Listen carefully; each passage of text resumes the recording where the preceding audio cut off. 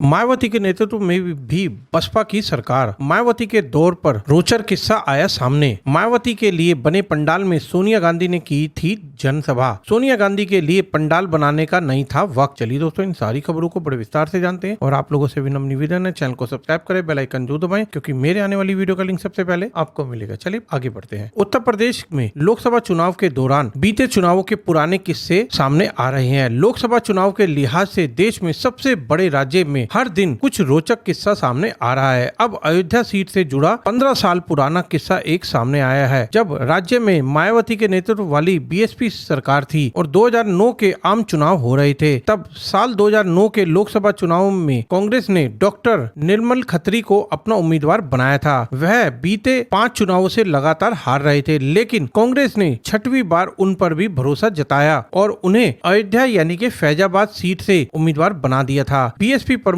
मायावती उस वक्त मुख्यमंत्री थी और अपने उम्मीदवार के समर्थन में फैजाबाद में रैली कर रही थी। इसके 2 दिन बाद फैजाबाद में पूर्व अध्यक्ष सोनिया गांधी की रैली होने वाली थी, जो उस वक्त कांग्रेस की अध्यक्ष थी। तब सोनिया गांधी की रैली के लिए पंडाल बनाने का वक्त तो मिला ही नहीं था। फिर स्थिति ऐसी बन गई कि अंत में सोनिया गांधी को ही बीएसपी प्रमुख मायावती की जनसभा के लिए पंडाल में ही कांग्रेस की रैली करनी पड़ी। इस रैली ने यहाँ बीते 5 चुनावों में हार की झेल रहे डॉक्टर निर्मल खत्री की किस्मत को बदल दिया। हालांकि टिकट मिलने से पहले डॉक्टर खत्री चुनाव लड़ने के मूड में तो बिल्कुल नहीं थे। पिछली 5 हार के बाद हताश पड़े डॉक्टर खत्री ने चुनाव लड़ने से इनकार कर दिया था, लेकिन पार्टी नेतृत्व द्वारा समझाए जाने के बाद वह चुनाव लड़ने के लिए तैयार हो गए। जब इस चुनाव का रिजल्ट आया तो सभी को चौंकाने वाला आया। बीते 5 चुनावों में हार के बाद हताश पड़े उम्मीदवार कांग्रेस के डॉक्टर निर्मल खत्री ने जीत दर्ज कर ली। यह अपने आप में एक ऐतिहासिक जीत थी। तब उनके करीब 2,11,543 वोट मिले थे, जबकि दूसरे नंबर पर समाजवादी पार्टी के उम्मीदवार मित्र सेन थे। उन्हें 1,57,315 वोट मिले थे और कांग्रेस के करीब 54,000 के अंतर से जीत दर्ज की थी।